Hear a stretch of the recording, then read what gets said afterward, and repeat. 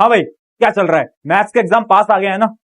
इतनी छुट्टी तुम्हें मैथ्स के एग्जाम में मिली, बट फिर भी बहुत सारे ऐसे स्टूडेंट्स हैं जिन्होंने इन छुट्टियों को बर्बाद कर लिया, बहुत सारी इंजॉयमेंट कर ली। हाँ, कुछ स्टूडेंट्स ऐसे हैं जिन्होंने इन छुट्टियों को यूटिलाइज करा है। आज ना मैं तुम्हारे सामने खड़ा हूं मैथ्स की लास्ट मिनट स्ट्रैटेजी को लेकर, यानी ये जो बच्चे हुए कुछ दिन है, इसके अंदर तुम कैसे अपनी पेपर प्रेजेंटेशन के हैक को एकदम हाई लेवल पे ले जा सकते हो। अगर कम भी पढ़ाई करी है ना, इन हैक्स की मदद से तुम मैथ्स के अंदर बहुत अच्छे मार्क्स इजीली स्कोर कर सकते हो। आखिर क्या है वो हैक? तो देखो, इसको मैं बड़ी सिंपल सी कहानी से बताता हूं। पिछले साल ना एक ऐसा स्टूडेंट था जिसने मैथ में बहुत मेहनत करी थी, बहुत अच्छे से पढ़ाई करी थी, पर उसके मार्क्स उतने अच्छे नहीं आ पाए। ऐसा क्यों हुआ? ऐसा इसलिए हुआ क्योंकि मैथ्स के एग्जाम के अंदर उसने ना सही प्रकार से आंसर्स को लिखा नहीं, अटेम्प्ट नहीं करा, जिसकी वजह से उसके नंबर कट गए। अब मैथ्स में भी पेपर प्रेजेंटेशन इंपॉर्टेंट होता है क्या? उसका आंसर है बिल्कुल होता है। आज की वीडियो के अंदर ना मैं तुम्हारे बहुत सारे पॉइंट्स एकदम क्लियर करने वाला हूं। यहां पर बहुत सारे पॉइंट्स लिखे हुए हैं। जैसा पहला पॉइंट है, पेपर अटेम्प्ट कैसे करना है। आज बता दूंगा पेपर हाथ में आते ही तुम्हें करना क्या है। मैथ्स में पेपर अटेम्प्ट करने का तरीका सबसे इंपॉर्टेंट होता है। अगली चीज, कैलकुलेशन की कोई हैक है क्या? क्या कोई ऐसा तरीका है जिससे हम कैलकुलेशन में रफ्तार ला सकते हैं, एग्जाम के अंदर कैलकुलेशन मिस्टेक से बच सकते हैं? बिल्कुल है, वो भी बताऊंगा। उसके अलावा टाइम मैनेजमेंट कैसे होगा, मैं अभी बोल देता हूं। मैथ्स का पेपर बहुत सारे बच्चों का छूटने वाला है। हाँ, छूटेगा, बट अगर तूने आज टाइम मैनेजमेंट सीख लिया तो नहीं छूटेगा। अगली चीज देख, पेपर प्रेजेंटेशन टिप्स क्या होती हैं। ये सारी टॉपर की पेपर प्रेजेंटेशन टिप है जो आज मैं तुम्हें देने वाला हूं।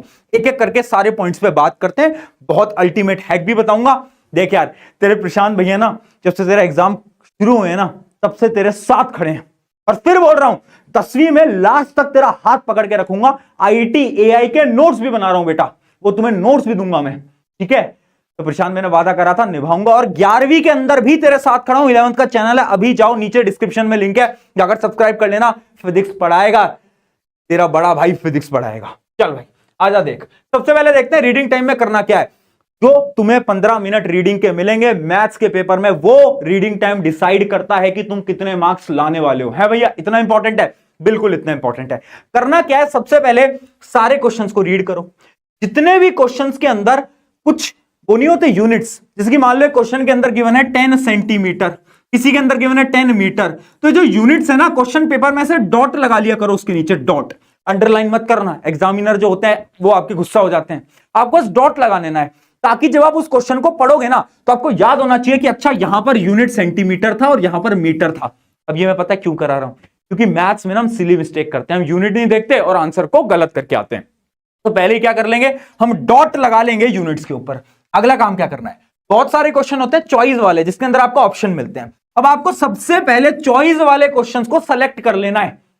ऐसे नहीं कि पहले ये वाला अटेम्प्ट करूंगा, अगर ये वाला सॉल्व हो जाएगा तो दूसरा अटेम्प्ट करूंगा। इतना टाइम नहीं होगा मैथ में। पेपर जब पढ़ रहे हो तब तुम्हें पता होना चाहिए कि कौन सा तुम्हें क्वेश्चन अटेम्प्ट करना है, वो तुम्हारा क्लियर रहना चाहिए। तो याद रखना, चॉइस जो है वो पेपर पढ़ने दौरान ही देख लेना। और लास्ट और सबसे इंपॉर्टेंट चीज, सेलेक्ट दी सेक्शन, यानी कहां से तुम्हें पेपर को स्टार्ट करना है। कुछ बच्चे बोलते हैं भैया हम ना नॉर्मल करते हैं, ए बी सी डी ऐसे हम करते हैं।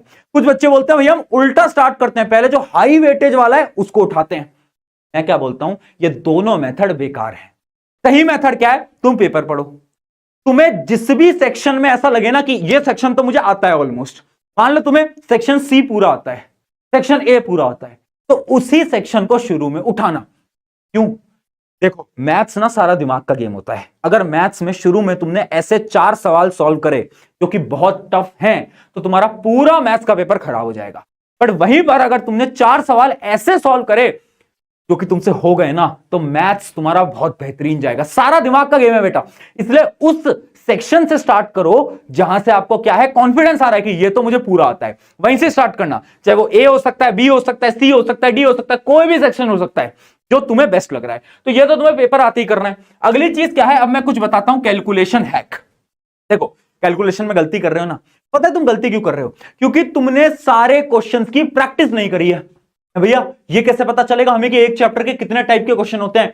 तुम्हारे लिए एक शीट बना रखी थी। पिछली वीडियो के अंदर भी बताया था, इस वीडियो में फिर बताता हूं। एक ऐसी शीट है ना जिसको तुम देखोगे ना तो तुम्हें मजा आ जाएगा। ये शीट तुम देख सकते हो। मैंने क्या करा था, मैंने हर एक चैप्टर के जितने टाइप ऑफ क्वेश्चन बोर्ड में पूछे जाते हैं प्रीवियस ईयर के अंदर, वो सारे इंपॉर्टेंट क्वेश्चन यहां पर लिख रखे थे।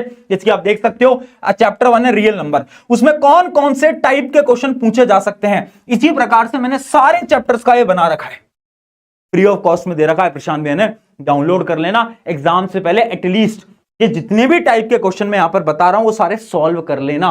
उससे क्या होगा, एग्जाम के अंदर तुम्हें कोई नया क्वेश्चन नहीं दिखेगा। और जब एग्जाम के अंदर कोई नया क्वेश्चन नहीं दिखता ना तो कैलकुलेशन में गलतियां भी नहीं होती। तो सबसे पहले तो कैलकुलेशन सही करने के लिए आपका यही मेथड है। अब अगला मेथड क्या है बेटा, देखना। अगला मेथड है आपका स्टे काम। सबसे पहला है कि भाई देखो, कामनेस मेंटेन करके रखो। मैं ना मैथ्स के पेपर को देने जाने से पहले ना बहुत डरता था। तो पता है मैं क्या करता था, मैं ना पेपर देने जाने से पहले मेडिटेशन करता था। 2-5 मिनट के लिए आंखें बंद करता था और एकदम शांति से बैठता था। उससे पता है क्या होता है, आपका दिमाग आप कंट्रोल कर सकते हो, जिसकी वजह से आपकी कैलकुलेशन मिस्टेक नहीं होंगी। और दूसरा मेथड है रफ वर्क स्ट्रैटेजी। देखो, आपकी आंसर शीट के लास्ट पेज पे क्या करो, रफ लिखो। मान लो ये आंसर शीट है, यहां पर आपको ऐसे रफ लिखना है और उस रफ के अंदर आप रफ वर्क करते हो। तो अब उस रफ वर्क के अंदर ना आपको क्वेश्चन नंबर भी लिखना है। यानी इमेजिन करो आप 5वें क्वेश्चन का रफ वर्क कर रहे हो, तो यहां पर छोटा सा लिखो 5वां क्वेश्चन और उसका रफ वर्क ऐसे ऐसे कर दो और उसको ऐसे कॉलम में कैद कर दो। अब छठे क्वेश्चन का रफ वर्क कर रहे हो तो छठे क्वेश्चन का रफ वर्क ऐसे कर दो। अब यहां पर नंबरिंग में पता है क्यों लिखवा रहा हूं, जब तुम आंसर्स को लास्ट में चेक करोगे, जो लास्ट के 10 मिनट होते हैं उसमें तुम चेक करोगे, उस चेक के अंदर तुम वापस से पूरी कैलकुलेशन चेक नहीं कर सकते। तो उसका बेस्ट तरीका है कि तुम रफ वर्क में जाओगे, तुम देखोगे अच्छा मैंने 5वें क्वेश्चन की कैलकुलेशन ऐसे करी है, कुछ गलती तो नहीं करी मैंने, कुछ मिस्टेक तो नहीं करी मैंने। तो आपको यहां से डायरेक्टली आप क्या करोगे, कैलकुलेशंस को चेक कर लोगे। तो ये होती है हमारी rough work strategy. Very very very very important. अगर ये करोगे ना तो आधी कैलकुलेशन मिस्टेक तो खत्म हो जाएंगी और टाइम भी तुम मैनेज इजीली कर पाओगे। ठीक है, आई होप यहां तक क्लियर होगा। अगली चीज देखते हैं क्या, प्रेजेंटेशन टिप। अब कुछ ऐसी टिप्स देने वाला हूं जो कि आपके टॉपर लोग फॉलो करते हैं मैथ्स के अंदर। सबसे पहली चीज है गिवन और टू फाइंड लिखो। ऐसे सोचो कि आपके जो एग्जामिनर हैं, जो कॉपी चेक कर रहे हैं ना, उनको कुछ नहीं आता। पूरा लिखना है बेटा, गिवन लिखो, फॉर्मूला लिखो, टू फाइंड लिखो कि आप क्या ढूंढने वाले हो, आप क्या प्रूव करने वाले हो। स्पेशली जो प्रूव वाले क्वेश्चन होते हैं ना, इसमें पूरा जो फ्लो होता है ना, उस फ्लो को ढंग से लिख कर आना। क्यों भैया, उस फ्लो के भी मार्क्स होते हैं, बिल्कुल होते हैं, उस फ्लो के भी मार्क्स होते हैं। अगली चीज, फॉर्मूला के साथ यूनिट भी लिखो, है ना। जब आपका फाइनल आंसर भी आ रहा है ना तो 10 मत लिखना, 10 सेंटीमीटर लिखना पूरा। अगली चीज, जब भी आपका फाइनल आंसर आता है उसको एक बॉक्स के अंदर कैद करो, जैसे कि मैंने इसको बॉक्स के अंदर कैद करा है। इससे क्या हुआ, जब एक बॉक्स के अंदर आप फाइनल आंसर को डाल देते हो ना, तो उससे ना एग्जामिनर डायरेक्टली आंसर देखता है, टिक करता है, नंबर देता है, आगे बढ़ जाता है। आपकी पूरी कैलकुलेशन को शायद कोई एग्जामिनर चेक ही नहीं करेगा। तो ये बहुत इंपॉर्टेंट स्ट्रेटेजी है, बहुत सारे बैक बेंचर्स को यूज करते हैं, तुम भी यूज करना।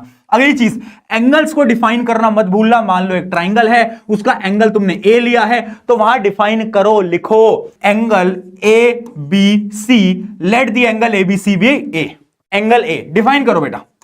अगर डिफाइन नहीं करोगे टीचर के पास एक पॉइंट आ जाएगा कि इसने तो डिफाइन ही नहीं करा, हम कैसे मान लें एंगल ए कौन सा है। तो ये बहुत इंपॉर्टेंट है। अगली चीज, डायग्राम बना लेना। भैया मैथ्स में भी डायग्राम होते थे, साइंस में तो होते थे, मैथ्स में भी है, बिल्कुल है। वो तुमने चैप्टर पढ़ा है ना कि एक टावर है, एक छोटा टावर है ना, ऐसे करके ये डायग्राम्स बनते थे, एंगल बनता था, याद आ गया। वहां पर डायग्राम बना लेना। एक एग्जामिनर डायग्राम देखता है तो वो आपकी चेकिंग बहुत आसानी से और फास्ट कर देता है, तुम्हारे नंबर नहीं कटेंगे। ये थी कुछ पेपर प्रेजेंटेशन टिप। अब फाइनल टिप मैं आपको देने जा रहा हूं, सबसे इंपॉर्टेंट। देखो, अटेम्प्ट एवरी क्वेश्चन। मैथ्स के अंदर बच्चों को ऐसा लगता है या तो हमें क्वेश्चन आता होगा या तो हमें नहीं आता होगा। अरे भाई, अगर तुझे कोई क्वेश्चन नहीं आता, अटेम्प्ट करके आ। फॉर्मूला आता है, एक स्टेप आता है, 2 स्टेप आते हैं, 3 स्टेप आते हैं, करके आ जा। पता है क्यों? क्योंकि बोर्ड एग्जाम में ना फॉर्मूला के भी मार्क्स होते हैं, पहले स्टेप के मार्क्स भी होते हैं, दूसरे स्टेप के मार्क्स भी होते हैं। तो वो गलती मत करके आना कि तुम पूरा का पूरा आंसर छोड़ के आ जाओ। अगर नहीं समझ आ रहा, लिख दो, कुछ भी लिख दो, 1-2 नंबर मिल जाते हैं। मैथ्स में मिल जाते हैं, साइंस एसएसटी में तो मिलता है, मैथ्स में मिलते हैं। तो ये बहुत इंपॉर्टेंट टिप थी। अब अगली चीज देखो यार, मैथ्स बढ़िया जाएगी, मुझे तुम पे यकीन है।